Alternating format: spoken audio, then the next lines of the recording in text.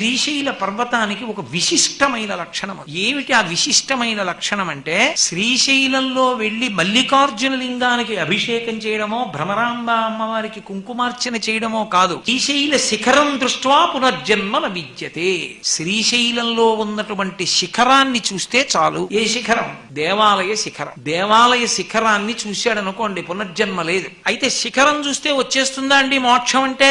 వస్తుంది. ఒకప్పుడు పార్వతీదేవి ఈ ప్రశ్న పరమశివుణ్ణి అడిగింది. అంటే పార్వతీదేవికి తెలియదా అండి అని అనుకోకండి. మనకి చెప్పడానికి ఆది దంపతులు అలా ఆడుతూ ఉంటారు నాటకం. అయ్యా, ఇంతమంది వచ్చి చూస్తున్నారు కదా, శిఖరం కనపడిన వాళ్ళందరికీ మోక్షం వస్తుందా అని అడిగింది పార్వతీదేవి. ఆయన అన్నాడు, వస్తుంది. ఎవరికి వస్తుందని అడిగింది. ఎవరికి వస్తుందో చూపిస్తాను రా అన్నాడు. విభూతి కుండ ఉంది కదా కింద, అందులో పరమశివుడు వృద్ధ బ్రాహ్మణ రూపంలో దిగబడిపోయాడు. చెయ్యొక్కటి బయట పెట్టాడు, పెద్ద అరుపులు అరుస్తున్నాడు. అయ్యో, నన్ను ఎవరైనా పైకి లాగండి, పైకి లాగండి, పైకి లాగండి అని. పార్వతీదేవి వృద్ధ బ్రాహ్మణి రూపంలో ఏడుస్తోంది. అయ్యో, నా భర్త ఊబిలో దిగిపోతున్నాడు, ఎవరైనా వచ్చి తీయండి అని. పరుగు పరుగున వచ్చారు కొంతమంది, మేము లాగుతామని. అయ్యో, నా భర్తని లాగేటప్పుడు కించిత్ పాపం లేకపోతేనే లాగాలి. అయ్యో, మేము చేసినవి చాలా ఉన్నాయమ్మా అని వెళ్ళిపోయారు. ఒక వేశ్య, ఆమె జీవితం అంతా పడుపు వృత్తితో గడిపింది. ఆవిడ వచ్చింది. వచ్చి, అమ్మా నేను లాగుతాను, నువ్వే పాపం చేయలేదా అంది. చెయ్యకేమ్మా, నేను వేశ్యా వృత్తిలో ఉన్నాను, ఎన్ని పాపాలు చేశానో, శ్రీశైల శిఖరం చూశాను కాబట్టి నాకు మోక్షానికి అర్హురాలను. అంటే నాకు పాపం లేదు, పుణ్యం లేదమ్మా.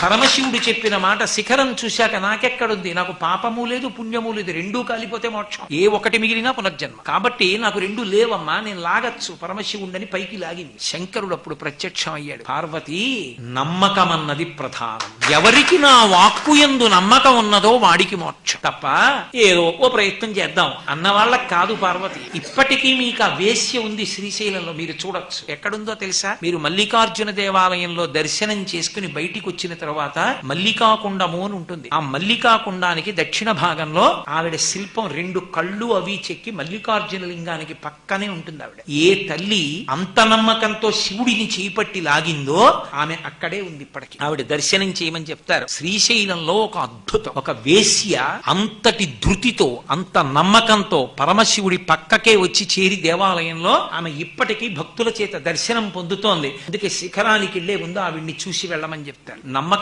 నేర్చుకో. ఆవిడ పక్కకి చేరింది, నువ్వు చేరగలవు నమ్మగలిగితే శ్రీశైలం.